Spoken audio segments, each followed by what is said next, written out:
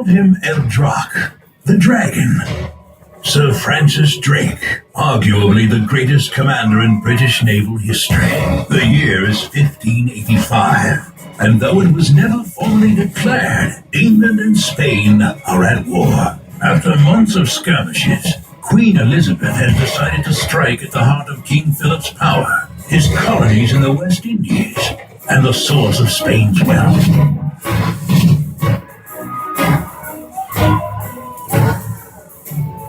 Her weapon of choice, Sir Francis Drake. Over the course of his journey, the Queen's favorite corsair laid waste to a number of prizes and ports, but Drake had his sights set on a far more important target.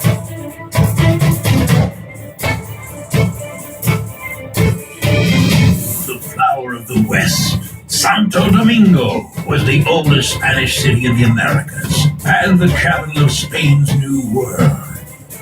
It was the seat of King Philip's government, a seat that Drake wanted to upend.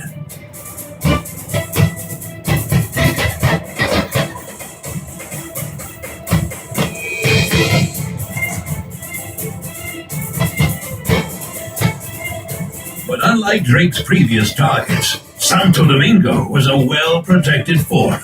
Fortaleza de Santo Domingo, a heavily armed stone castle, guarded the entrance to the city's harbor. Knew that Drake was coming. In preparation, he had 3 vessels scuttled in the harbor, making a sea approach virtually impossible.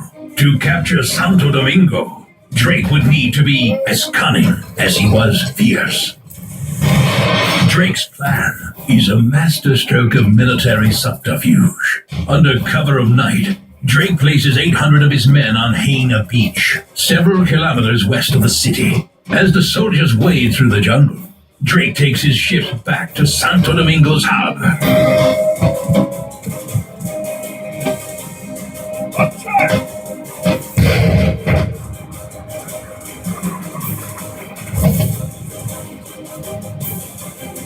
But Drake is out of cannon range. The Queen's corsair shoots back, but he uses only a fraction of his firepower.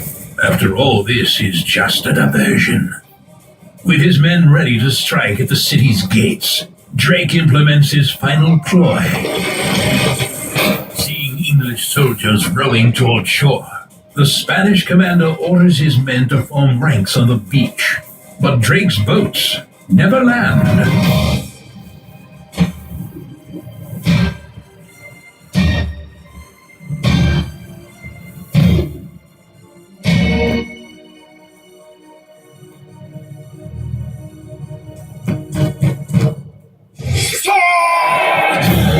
By the time the Spanish commander realizes what's really going on, it's already too late. He sends what few men he has available to attack the British battalion. He also makes use of another weapon. The cattle nearly trample the British forces, but the English arquebusiers fire their muskets, frightening the animals. They scamper off into the jungle along with more than a few Spanish soldiers.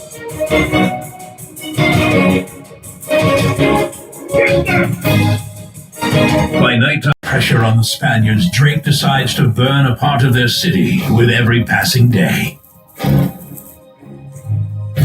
Finally, a ransom is agreed upon, though one far lower than Drake's original asking price. In return for 25,000 ducats, the Queen's corsair agrees to leave the city.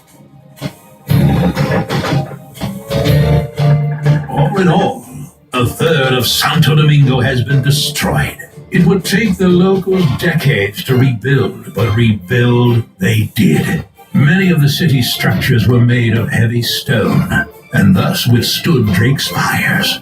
They stand tall today, living monuments of the great battle that took place here more than 500 years ago.